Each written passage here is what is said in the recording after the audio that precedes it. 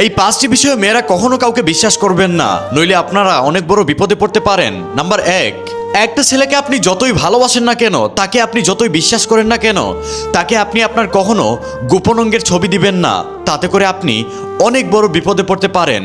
Number 2, সম্পর্ক টিকিয়ে রাখার জন্য কখনো নিজের কাপড় খুলবেন না, নিজের ইজ্জত বিলিয়ে দিবেন না, তাতে করে আপনার ইজ্জতও থাকবে না আর আপনার সম্পর্কটাও টিকে থাকবে না।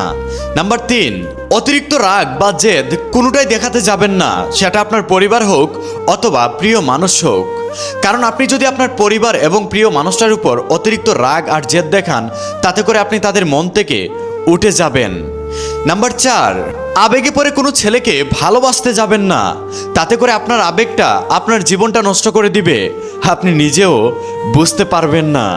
নাম্বার 5, ভালোবাসলে একজনকে ভালোবাসবেন। অনেক মেয়ে আছে একসাথে 5-6 জন ছেলেকে ভালোবেসে ফেলে, তাতে করে তারা একটা সময় একুলো হারায় ওইকুলো হারায়, শেষ পর্যন্ত তারা কারো মন জয় করতে পারে না।